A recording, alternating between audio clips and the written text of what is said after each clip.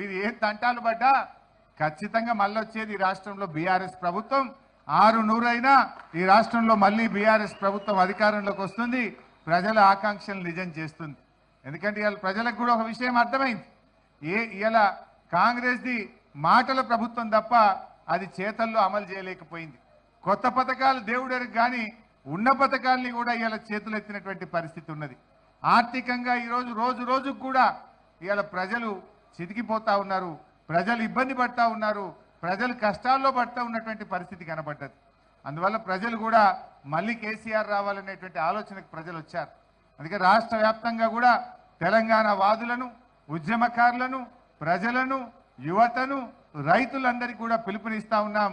రేపటి సభకు మీరందరూ కూడా స్వచ్ఛందంగా పెద్ద ఎత్తున తరలి రావాలని కోరుతా ఉన్నాం.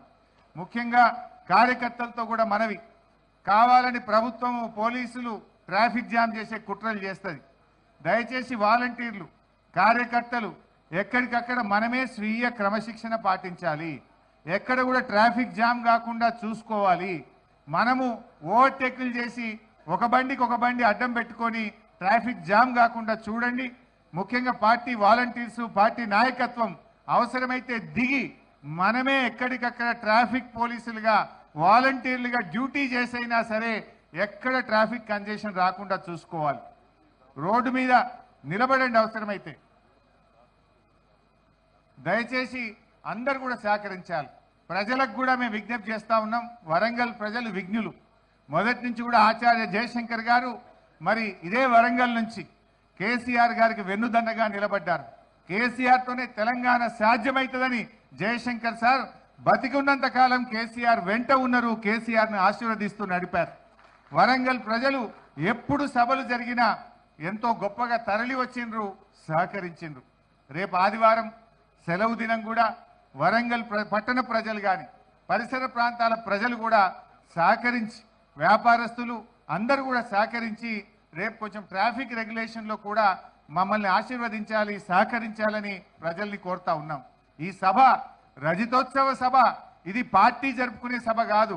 ఈ రాష్ట్రం కోసం, ఈ రాష్ట్ర ప్రజల కోసం, ఈ రాష్ట్ర ప్రజలు పడుతున్న కష్టాల్ని దూరం చేయడం కోసం, ప్రభుత్వం మీద ఒత్తిడి తేవడం కోసం, ఈ పార్టీ సాధించిన విజయాలను చెప్పడంతో పాటు ప్రజల కోసం జరిగేటువంటి సభ. ఈ సభ ఈ రాష్ట్రం కోసం. ఎందుకంటే బీఆర్ఎస్ పుట్టిందే తెలంగాణ కోసం. బీఆర్ఎస్ తెలంగాణ ప్రజల గుండెల్లో నుంచి, తెలంగాణ ప్రజల ఆలోచనలో నుంచి పుట్టినటువంటి పార్టీ కనుక రేపటి సభ విజయవంతానికి వరంగల్ ప్రజలు, ఈ పరిసర ప్రాంతాల ప్రజలు, వ్యాపారస్తులు అందరూ కూడా సహకరించాలి. ట్రాఫిక్ ఇబ్బంది రాకుండా కూడా మీరు ఆశీర్వదించాలని చెప్పి నేను ప్రజలకు అప్పీల్ చేస్తా ఉన్నాను. అదేవిధంగా రాష్ట్ర వ్యాప్తంగా కూడా అందరూ కూడా తరలి రండి. కొంచెం ఇబ్బంది అయినా కూడా ఎక్కడికక్కడ దిగి రెగ్యులేట్ చేయండి ట్రాఫిక్ను. ట్రాఫిక్ జామ్ కాకుండా మనకు మనమే స్వీయ క్రమశిక్షణ పాటిస్తూ రెగ్యులేట్ చేసుకొని సభను విజయవంతం చేయాలి. జనం రాకపోవడం అనే ప్రశ్న లేదు. అంచనాలకు మించిన జనం రాబోతున్నారు.